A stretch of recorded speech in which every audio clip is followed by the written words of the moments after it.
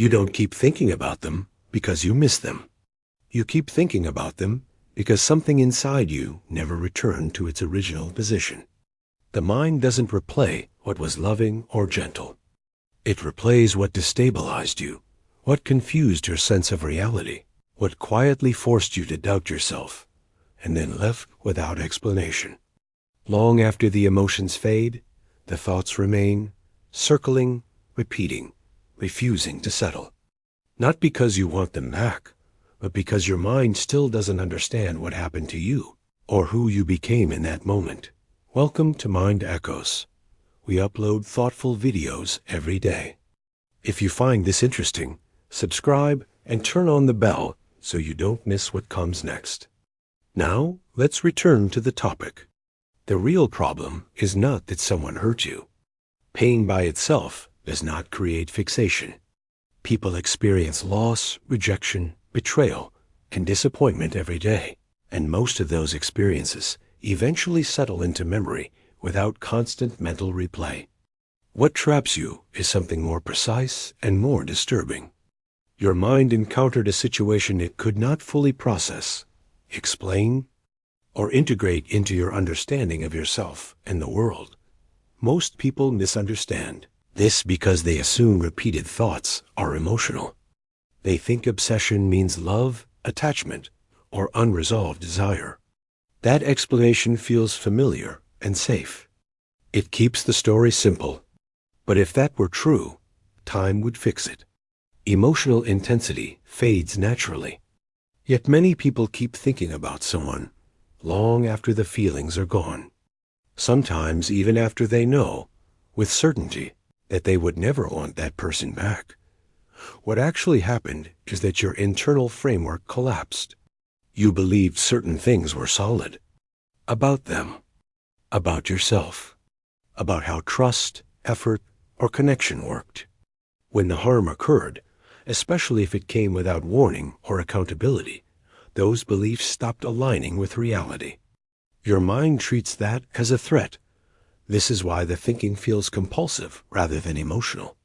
You replay conversations, analyze tone, imagine alternate outcomes, or search for one missing detail that would finally make it all make sense. This isn't nostalgia. It's not longing. It's the mind trying to restore coherence. Most advice fails because it treats the problem as attachment.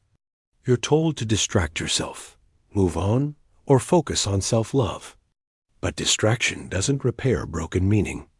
Moving on is impossible when the mind believes something essential is still unresolved. And self-focus doesn't help if you don't understand what part of yourself was disrupted. The person became mentally central not because they were extraordinary, but because they were present at the moment. Your internal system stopped making sense. To understand why the mind behaves this way, you have to look beneath conscious thought. Jung believed the psyche is always seeking wholeness. When something fractures the self, the unconscious does not let it go. It works persistently to restore balance. Not gently, not efficiently. Through repetition. When someone holds emotional or psychological significance, they stop being just a person. They become a symbol of safety, validation, direction, or identity. When that symbol collapses through betrayal, rejection, or harm, the unconscious does not immediately update. It keeps returning to the symbol, trying to understand what failed. The ego plays a critical role here. The ego needs to believe it understands reality. When someone violates that understanding, especially someone you trusted, the ego experiences a threat to its competence. Not just emotionally, but intellectually. You begin questioning your judgment, your perception, your ability to read people. That doubt creates anxiety, and anxiety often disguises itself as thinking. Nietzsche described what happens when action is blocked. When a person cannot confront, express, or act on an experience, the energy does not disappear. It turns inward. It becomes rumination. Thought replaces movement. The mind replays what the body and instincts were never allowed to resolve. Power dynamics intensify this effect. If you adapted yourself to maintain the relationship, if you ignored discomfort, rationalized inconsistency, or reshaped your behavior to stay connected, you placed the other person above you in your internal hierarchy. You gave them psychological authority. When that authority collapses suddenly or painfully, the internal system destabilizes. The mind keeps returning to the source because it does not know how to reorganize itself without understanding how it lost balance in the first place. This is where shadow dynamics emerge. Parts of you that were suppressed to preserve connection do not disappear. Anger you never expressed, doubt you silenced, boundaries you didn't enforce. These parts remain active beneath awareness. They surface indirectly through fixation. You think you're thinking about them, but often you're thinking about yourself in relation to them. Who you became around them, what you tolerated, what you explained away. The person becomes a mirror reflecting unresolved, internal conflict. This is why explanations from the other person rarely bring relief. Even apologies or detailed accounts often fail, because the unconscious is not looking for their logic. It is looking for internal reconciliation. The mind is not trying to bring them back. It is trying to restore trust in itself. Until that trust is rebuilt, the symbol remains active. The psyche does not care about comfort. It cares about coherence. And it will keep returning to what broke until the lesson is integrated. Here is the truth most people resist. You are not stuck on them because of what they did to you.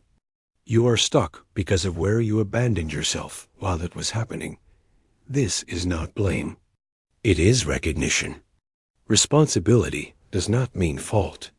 It means acknowledging where your internal signals were overridden, where you doubted your perception, where you stayed silent to avoid conflict, where you minimized discomfort to preserve connection.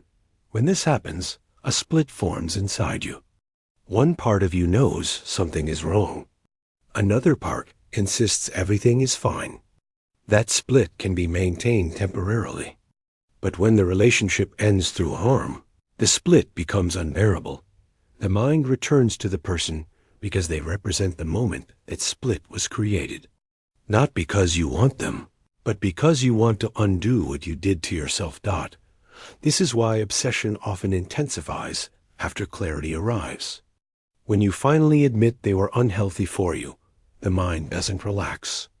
It becomes louder, because now the focus turns inward. You are no longer defending the connection. You are confronting your own avoidance. The psyche does not easily forgive self-betrayal. It demands integration. And until the parts of you that were silenced are acknowledged and reclaimed, the mind keeps revisiting the symbol associated with their suppression. No amount of analyzing their behavior will resolve this. No final conversation would either. Even perfect understanding of their motives would not restore internal trust. The resolution you are seeking is not external. It never was. It is internal. Once this is seen clearly, the obsession loses its emotional charge. It becomes information, a signal pointing to unfinished self-repair. The first shift is attention redirection. Stop asking why they did what they did. That question keeps them at the center of your internal world. Instead, notice when the thoughts arise. What state you're in. Fatigue, uncertainty, loneliness, decision-making. This reframes the thought as a signal, not a memory. The second shift is separating memory from meaning. A thought about them is not proof they matter now. It is proof that a particular mental pathway is still active. Treat the thought neutrally. Do not indulge it. Do not suppress it. Let it pass without interpretation. The third shift is reclaiming narrative authority, not by rewriting the past, but by naming your role accurately. Where you adjusted yourself, where you stayed despite discomfort, where you doubted your instincts. This is not self-criticism. It is self-retrieval. Another shift involves containment. When thoughts arise, do not follow them into analysis or fantasy. Acknowledge them and return attention to the present task or bodily sensation. This teaches the mind that it no longer needs to solve that problem right now. Finally, rebuild trust in your perception through action. Small, consistent alignment. Saying no when something feels wrong. Leaving situations without needing full justification. Acting on discomfort instead of rationalizing it. Over time, this restores internal coherence. As coherence returns, the mind releases the symbol. Gradually, quietly, the thoughts lose intensity, then frequency, then relevance. Eventually, the thoughts pass without demand, not because you forced them away, but because they delivered their message. The psyche does not cling to what has been integrated. The person fades because the part of you that fragmented has returned. The mind no longer needs to revisit the rupture. There is no emotional victory here, no sense of triumph, just quiet stability. You stop scanning the past for answers. You stop rehearsing conversations. You stop trying to understand what can no longer teach you anything new. What remains is space. And in that space, something subtle but essential is restored. Trust, not in others. In your own perception, the mind grows quiet when it no longer needs to warn you. And when the warning stops, there is nothing to replace it. Only silence.